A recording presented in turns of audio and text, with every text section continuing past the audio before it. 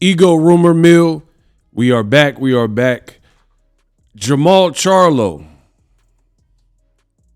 Caleb Plant could be on a collision course for early 2026. And your boy Ego, we finna talk about it in this video. What up, Fight World? It's your boy Ego, and I'm back with some more boxing. Ego rumor mills, they are saying that negotiations are currently underway for Jermall Charlo to potentially face Caleb Plant at super middleweight. I want to give you guys my thoughts. Now, as of me recording the video, the fight is not a done deal, so we have to wait and see. You know, boxing, you know how negotiations go. However, it looked to be the case by putting Caleb Plant Resendez as the main event and Jermall Charlo, who did another comeback fight, right, against Cornflake Lamana on the same card, that PBC was like trying to build to a fight with Charlo and Caleb. Unfortunately, Caleb Plant ended up losing to a very game Resendez. Now they're saying Resendez might fight Berlanga and Berlanga might come to PBC. So that's another rumor going on right now. My thoughts is this. You're going to have a sector of boxing fans. They're going to cry, but Ego, Caleb Plant just lost his last fight. How is he going to fight Jermall Charlo? Very easily. Make the fight. Now, Charlo, this is why I don't have a problem with it. I'm going to explain it in vivid detail. Charlo undefeated, 34-0. First of all, the man was slapped. Bow! Like, he got slapped by Caleb Plant. So he said he wants his lick back. I want to see him get his opportunity to see what happens in the fight. So the backstory is already there.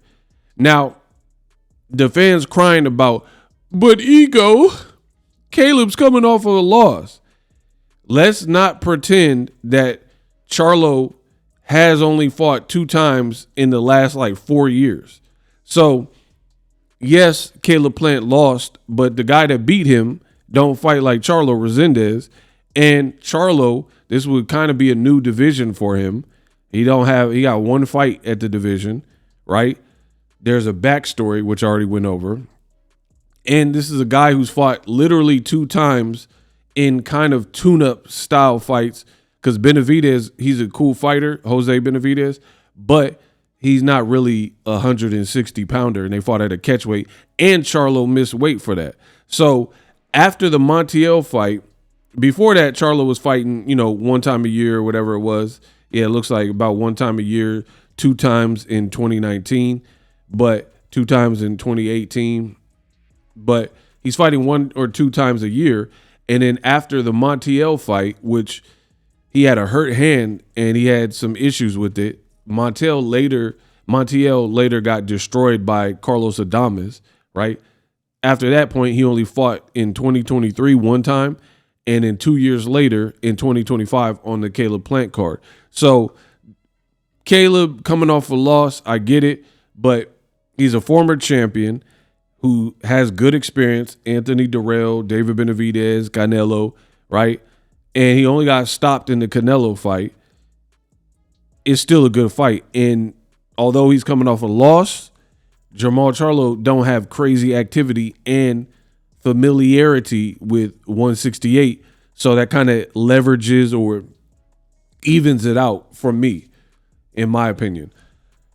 The other thing, and I know I'm the best in the business and it's not even close. The other thing that you got to look at the mindset, right? I got not 1, but 2 points I'm going to make here. Boxing has been dry as a mug. It's been pathetic. Fight getting canceled left and right. Tank Davis, Jake Paul exhibition is out of here. Floyd Schofield's supposed to fight tonight. He hurt. He out of here. Sebastian Fundora, Keith Thurman in October, late October before Halloween. He got injured. Fundora, he out of here. right? So that's 3 fights in a matter of 30 days that got canceled. Then you have fights like Shakur and T.O. Negotiations are taking forever, blah, blah, blah. I guess it's happening in January now, they're saying. I still haven't seen a formal post and announcement, but hopefully that's coming soon. So beggars can't be choosers. That's the point I'm making. Beggars cannot be choosers. You got to take this horrible schedule and dry spell we're on, or you got to see a good fight, even if a guy is off of a loss. Which one would you prefer? For me, it's the same thing with Ryan and Barrios. I already went over it. Yeah, Ryan's coming off a loss to Rolly. He didn't look good in the fight. But what are you to do? I'd rather Ryan Barrios, which is a good fight, happen than boxing continue to be dry. 2, I'd rather Jermall Charlo fight Caleb Plant, even though he's coming off a loss, rather than have just zero activity on the calendar. The other thing, like I said, it's a mentality. Think about what I'm about to say, because I'm about to put it in a way I know nobody else has done. What's the difference between Caleb Plant coming off of a loss, right, to Resendez, and then going on to have a non-title fight against Jermall Charlo versus people who come from losses and they have a rematch clause, and then they end up getting a guaranteed rematch per a rematch clause in the contract. So let me give you an example.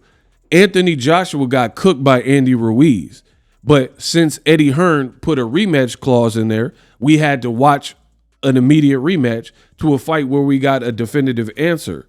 So the only argument you can make is, man, Joshua gave Ruiz a chance, so he got to repay the favor.